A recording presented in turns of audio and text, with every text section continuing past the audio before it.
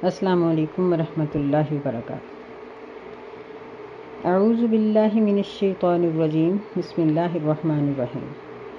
آج ہم سورہ المؤمنون پڑھیں گے 71 نمبر آیت سے۔ وَلَوِ اتَّبَعَ الْحَقُّ أَهْوَاءَهُمْ لَفَسَدَتِ السَّمَاوَاتُ وَالْأَرْضُ وَمَنْ فِيهِنَّ، اور اگر حق پیروی کرتا ان کی خواہشات کی، لفسدت السماوات،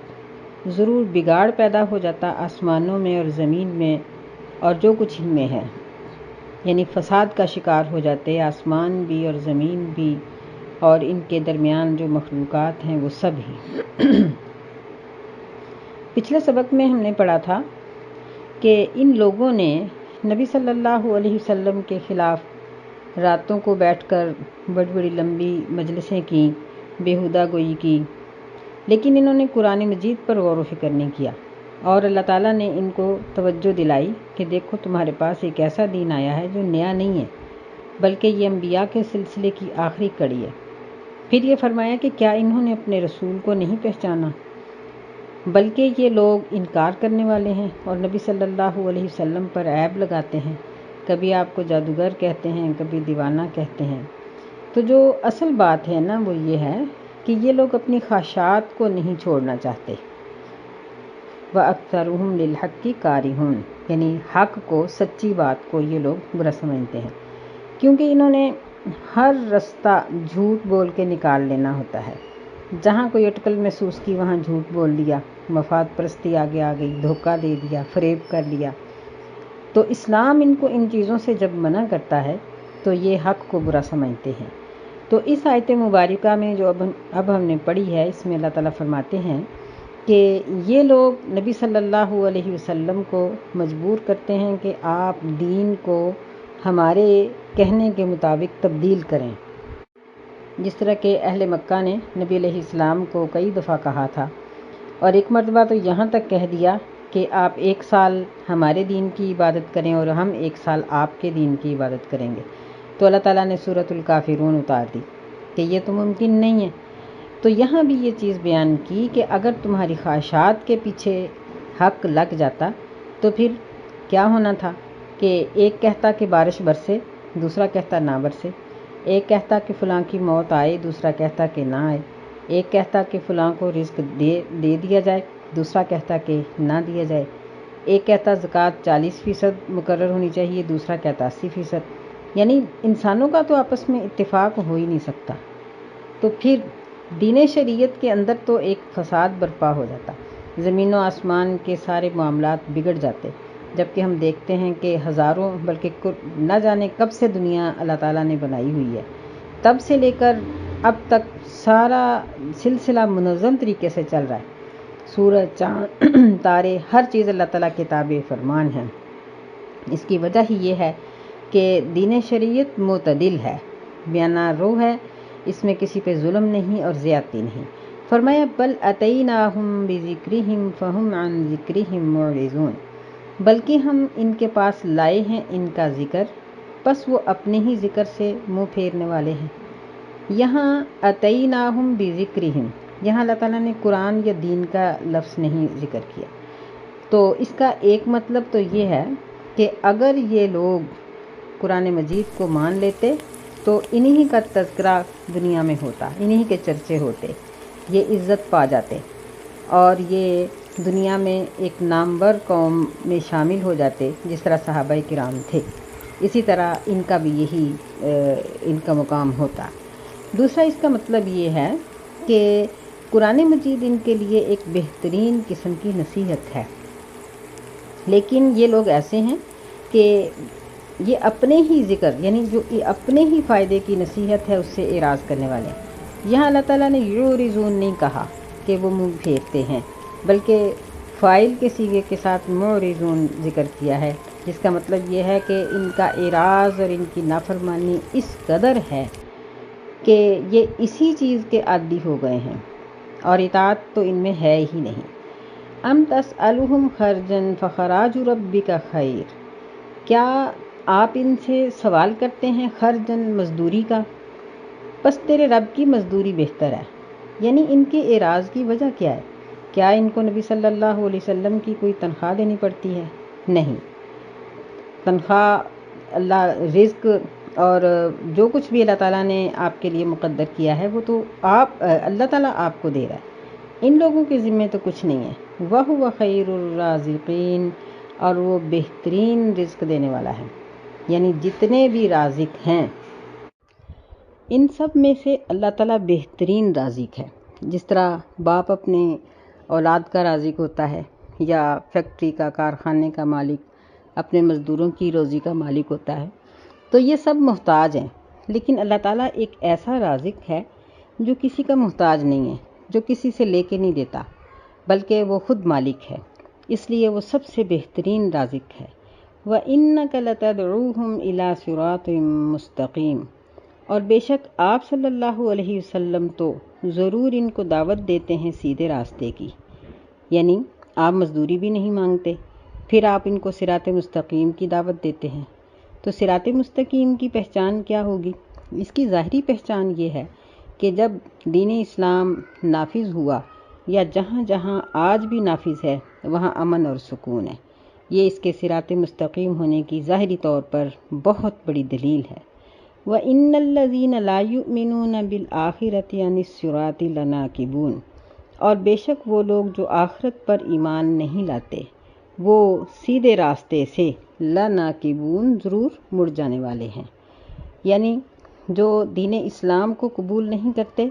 دراصل وہ آخرت پر ایمان نہیں لاتے، یا یوں کہہ لیجئے کہ جو آخرت پر ایمان نہیں لاتے وہی دین اسلام کو قبول نہیں کرتے، یعنی یہ دونوں چیزیں آپس میں شرط مشروط ہیں، اگر ان میں سے ایک چیز ہوگی تو دوسری بھی ہوگی، اگر ایک نہیں ہوگی تو دوسری بھی نہیں ہوگی۔ اگر آخرت پر ایمان نہیں ہے تو سمجھو کہ دین نہیں ہے، اگر دین نہیں ہے تو پھر چاہے وہ منہ سے کہے کہ مجھے آخرت کے حساب و کتاب پر یقین ہے، غلط، اس کا یقین نہیں ہے۔ وَلَوْ رَحِمْنَاهُمْ وَكَشَفْنَا مَا بِهِمْ مِنْ ضُرٍّ لَلَجُّوا فِي طُغْيَانِهِمْ يَعْمَهُونَ، اللہ فرماتے ہیں اور اگر ہم ان پر رحم کریں اور ہم کھول دیں جو ان کو تکلیف ہے، لَلَجُّوا فِي طُغْيَانِهِمْ، ضرور یہ اڑے رہیں گے اپنی سرکشی میں، یعمہون، حیران پھرتے رہیں گے، یعنی یعمہون ایسے اندھے پن کو کہا جاتا ہے کہ جو آدمی سفر تو کر رہا ہو لیکن اسے یہ نہ پتہ ہو کہ میں نے جانا کہاں، یعنی اسے اپنی منزل مقصود کا ہی پتہ نہیں، وہ یہ نہیں سمجھتا کہ وہ کیا کرنے جا رہا ہے، اس کا مقصد کیا ہے، پتہ ہی نہیں، بلا مقصد چلتا جا رہا ہے۔ تو ایسے ہی یہ لوگ بلا مقصد اپنی سرکشیوں میں اڑے ہوئے ہیں۔ یہاں وَلَوْ رَحِمْنَاهُمْ وَكَشَفْنَا مَا بِهِمْ مِنْ ضُرٍّ، اس کا ایک تو مطلب یہ لیا گیا ہے کہ نبی صلی اللہ علیہ وسلم کی بد دعا کی وجہ سے جب ان لوگوں کے اوپر، مکے والوں کے اوپر قحط آ گیا تھا، تو اس کے بارے میں اللہ تعالیٰ نے فرمایا کہ اگر ہم ان پر رحم کرتے ہوئے ان کا یہ قحط کھول دیں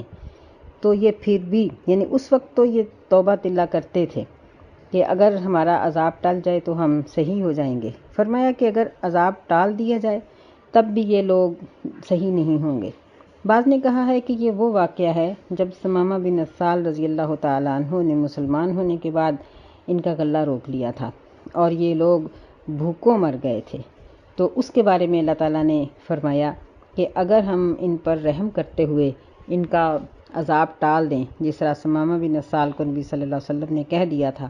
کہ ان کو دے دو گندم، ان کا غلہ نہ روکو، تو پھر بھی یہ لوگ جو اب کہہ رہے ہیں کہ ہمارا عذاب ٹل جائے گا تو ہم ٹھیک ہو جائیں گے، یہ نہیں ٹھیک ہوں گے۔ اور بعض نے یہ کہا ہے کہ یہ دنیا کا عذاب ہے، کہ اگر ہم ان کے اوپر دنیا کا عذاب ٹال بھی دیں تو یہ اپنے بے مقصد زندگی کی وجہ سے، بے عمل زندگی کی وجہ سے آخرت کے عذاب سے نہیں بچ سکتے۔ وَلَقَدْ أَخَذْنَاهُمْ بِالْعَذَابِ فَمَا اسْتَكَانُوا لِرَبِّهِمْ وَمَا يَتَضَرَّعُونَ، اور البتہ تحقیق ہم نے ان کو پکڑ لیا عذاب کے ساتھ، بس وہ کیوں نہ گڑ گڑائے اپنے رب کے لیے، اور انہوں نے عاجزی کیوں نہ کی، یعنی جب عذاب آیا تھا اس وقت ان لوگوں کو توبہ کر لینی چاہیے تھی، اور چاہیے تھا کہ یہ اللہ تعالیٰ کے سامنے سجدہ ریز ہو جاتے اور معافی مانگ لیتے۔ حَتَّى إِذَا فَتَحْنَا عَلَيْهِمْ بَابًا ذَا عَذَابٍ شَدِيدٍ إِذَا هُمْ فِيهِ مُبْلِسُونَ، یہاں تک کہ جب ہم نے ان پر کھول دیے دروازے ذا عذاب شدید، سخت عذاب کے، تو بعض نے کہا ہے کہ یہ سخت عذاب یہ جنگ بدر کے دن کا عذاب ہے، اور بعض نے یہاں بھی ان کے لیے آخرت کا عذاب مراد لیا ہے۔ اذا ہم فیہ مبلسون، اس وقت وہ اس میں نا امید ہونے والے تھے، یعنی پھر ان کی امید ٹوٹ گئی، جو مر گئے ان کی امید ٹوٹ گئی کہ اب ہم نہیں بچ سکتے۔ وَهُوَ الَّذِي أَنشَأَ لَكُمُ السَّمْعَ وَالْأَبْصَارَ وَالْأَفْئِدَةَ، اللہ تعالیٰ تو وہ ذات ہے جس نے پیدا کیا تمہارے لیے تمہارے کانوں کو اور آنکھوں کو اور دل کو۔ قَلِيلًا مَا تَشْكُرُونَ، تھوڑا ہے جو تم شکر کرتے ہو۔ یعنی یہ اتنی بڑی تینوں نعمتیں ہیں کہ ان کے بغیر انسان ہے ہی نہیں، دل کے بغیر تو زندہ ہی نہیں رہ سکتا، اور آنکھوں اور کانوں کے بغیر انسان گوشت کے پہاڑ کے سوا کچھ بھی نہیں۔ اور یہ اتنی بڑی نعمتیں ہیں کہ ہمیں چاہیے کہ ہم ہر سماعت پر اور ہر چیز کو دیکھنے پر اللہ کا شکر ادا کریں، لیکن انسان بہت کمزور ہے، انسان ایسا نہیں کر سکتا۔ تو کم از کم اپنے ان اعضاؤں سے غلط چیزوں کو دیکھنا اور غلط چیزوں کو سننا اور غلط یعنی دین حق کو چھوڑ کر غلط راستے پر چلنے سے تو بچنا چاہیے۔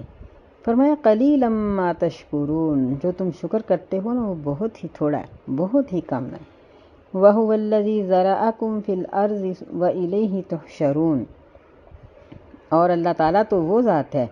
جس نے پیدا کیا تمہارے لیے زمین کو اور اسی کی طرف تم اکٹھے کیے جاؤ گے۔ یعنی اللہ تعالیٰ کا ایک بہت بڑا چوتھا احسان ہے کہ اس نے ہمارے لیے زمین کو تابع فرمان بنا دیا۔ وَهُوَ الَّذِي يُحْيِي وَيُمِيتُ وَلَهُ اخْتِلَافُ اللَّيْلِ وَالنَّهَارِ، اللہ تعالیٰ تو وہ ذات ہے جو زندہ کرتا ہے اور مارتا ہے، یعنی زندگی اور موت دونوں چیزیں اس کے اختیار میں ہیں۔ وَلَهُ اخْتِلَافُ اللَّيْلِ، اور اسی کے لیے ہے مختلف ہونا رات اور دن کا، یعنی دن چھوٹے راتیں بڑی، کبھی دن بڑے اور راتیں چھوٹی، پھر بعض ممالک کے دن بڑے ہیں اور بعض ممالک کے دن چھوٹے ہیں، راتیں بڑی ہیں، تو وہ ہماری طرح کی دن رات نہیں لے سکتے اور ہم ان کی طرح کی نہیں بنا سکتے، تو یہ سب اللہ ہی کے اختیار میں ہے۔ افلا تعقلون، کیا پس تم عقل نہیں کرتے ہو؟ یعنی عقل کرو، سمجھو، تو پھر اسی ذات کی عبادت کرو جو اتنی بڑی قدرت والا ہے۔ بل قالوا مثل ما قال الاولون، بلکہ انہوں نے ایسے ہی کہا جس طرح پہلے لوگوں نے کہا تھا، یعنی مکے والوں نے بھی پہلی امتوں کی طرح ہی نافرمانی کی۔ قالوا اذا متنا وكنا ترابا وعظاما ائنا لمبعوثون، انہوں نے کہا کیا جب ہم مر جائیں گے اور ہم ہو جائیں گے مٹی اور ہڈیاں، یعنی ہمارا جسم ریزہ ریزہ ہو جائے گا، ہڈی ہڈی علیحدہ ہو جائے گی، ائنا لمبعوثون، کیا بے شک ہم ضرور دوبارہ اٹھا لیے جائیں گے، یعنی اس بات پر تعجب اور حیرت کا اظہار کیا۔ لقد وعدنا نحن وآباؤنا هذا من قبل، کہنے لگے کہ البتہ تحقیق یہی وعدہ دیے گئے تھے ہمارے باپ دادا اس سے پہلے۔ ان ھذا الا اساطیر الاولین، نہیں ہے یہ مگر پہلے لوگوں کی کہانیاں۔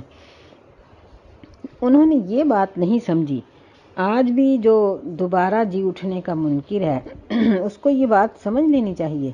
کہ اللہ تعالیٰ نے تو کہیں بھی نہیں کہا کہ میں اس دنیا میں انسان کو دوبارہ زندہ کروں گا، بلکہ یہی فرمایا کہ اس دنیا میں انسان دوبارہ زندہ نہیں ہوگا۔ تو آخرت کی زندگی کا اللہ نے وعدہ کیا ہے، تو آخرت جس کو ابھی ہم نے دیکھا ہی نہیں تو اس کا انکار کیسے ہو سکتا ہے؟ یہ تو بالکل بیوقوفی کی بات ہے کہ کیسی چیز کا انکار کر دیا جائے جس کو ہم نے دیکھا ہی نہیں۔ قل لمن الارض ومن فیہا، اللہ تعالیٰ نے یہاں جی اٹھنے پر، انسان کو دوبارہ زندہ کرنے اور حساب و کتاب لینے پر کچھ دلائل اللہ تعالیٰ نے ذکر کیے۔ پہلی دلیل یہ دی، کہہ دیجئے لمن الارض،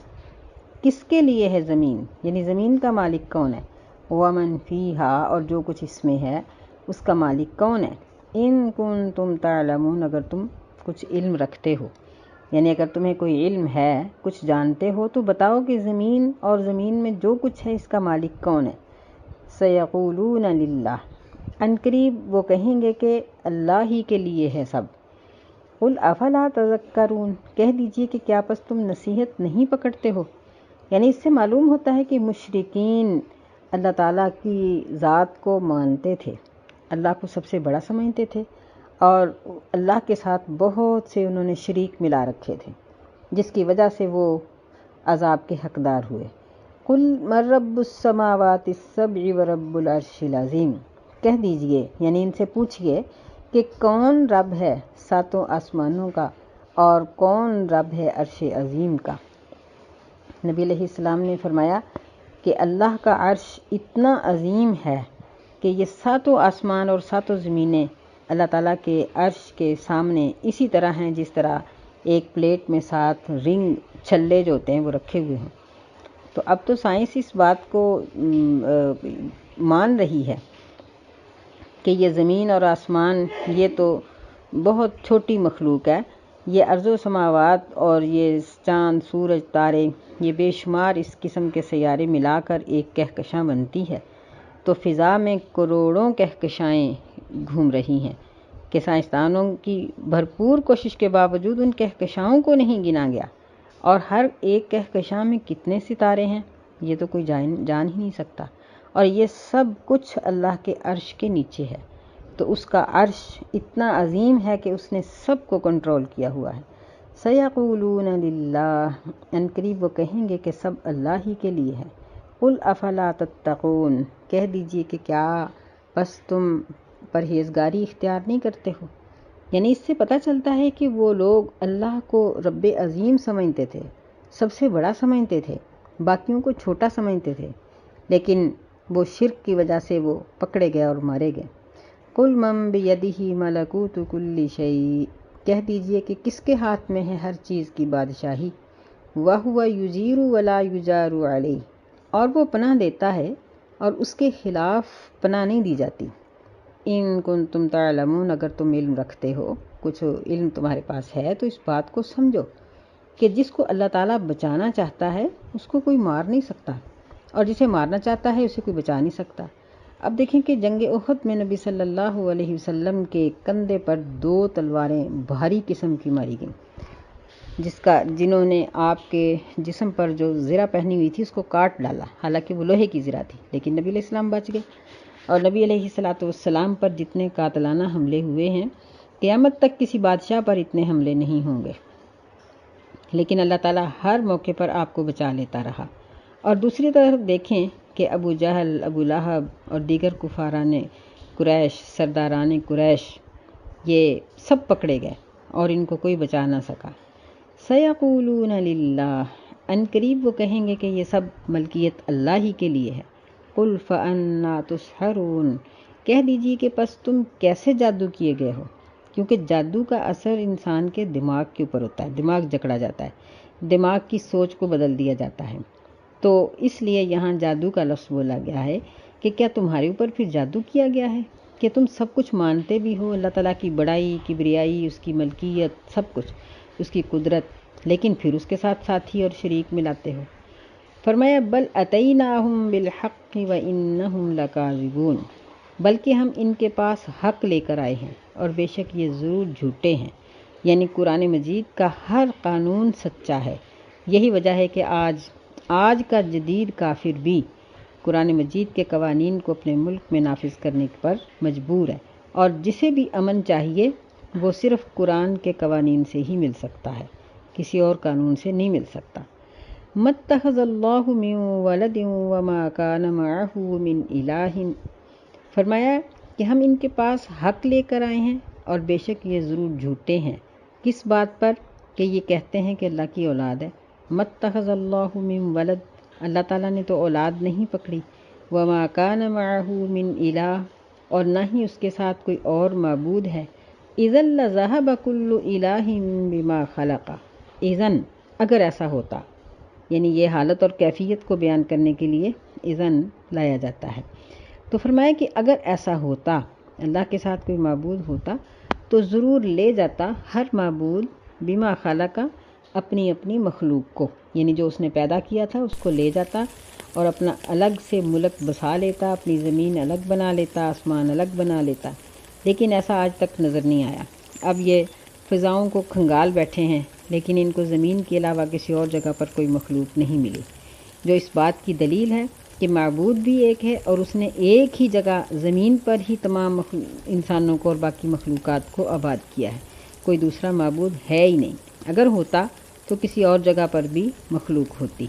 وَلَا عَلَى بَعْضُهُمْ عَلَى بَعْضٍ، دوسری دلیل یہ پیش کی گئی ہے کہ اگر اللہ کے ساتھ کوئی اور معبود ہوتا تو وہ ضرور ایک دوسرے پر چڑھائی کرتا، وَلَا عَلَى بَعْضُهُمْ، اور ضرور چڑھائی کر دیتا، سرکشی کرتا بعض پر، یعنی آپس میں جنگ ہو جاتی۔ اور معبودوں کی جنگ پھر یہ ایسی بڑی ہوتی ہے کہ سب دیکھتے، یعنی بادشاہوں کی جنگیں چھپی نہیں رہتی، یہ کوئی فردن کسی ایک دو انسان کی آپس میں لڑائی نہیں ہوتی، بلکہ یہ تو پھر اتنی بڑی جنگ ہوتی کہ ساری دنیا دیکھتی۔ سبحان اللہ عما یصفون، پاک ہے اللہ اس چیز سے جو وہ بیان کرتے ہیں، یعنی ان کی بیہودہ گوئی اور افسانہ گوئی سب جھوٹ کی بنا پر ہے۔ اللہ پاک ہے ایسی چیزوں سے اور ایسی برائیوں سے جو اللہ تعالیٰ کے بارے میں یہ بیان کرتے ہیں۔ عالم الغیب والشہادۃ فتعالی عما یشرکون، وہ ہر قسم کے غیب کو اور حاضر کو جاننے والا ہے، یعنی کوئی چیز بھی اس سے چھپی ہوئی نہیں۔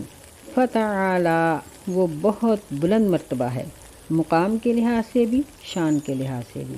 ہر اس چیز سے بلند ہے جس کو وہ شریک ٹھہراتے ہیں، یعنی اس کے خلاف انہوں نے جتنے بھی شریک بنا رکھے ہیں وہ بہت معمولی ہیں اور سب مجبور ہیں اور اللہ تعالیٰ کی مخلوق ہیں، اور اللہ تعالیٰ مبرہ ہے ہر قسم کے شرک سے اور پاک ہے اور سب سے بلند ہے۔ اللہ تعالیٰ ہمیں سمجھنے کی توفیق عطا فرمائے، آمین۔ السلام علیکم ورحمۃ اللہ وبرکاتہ۔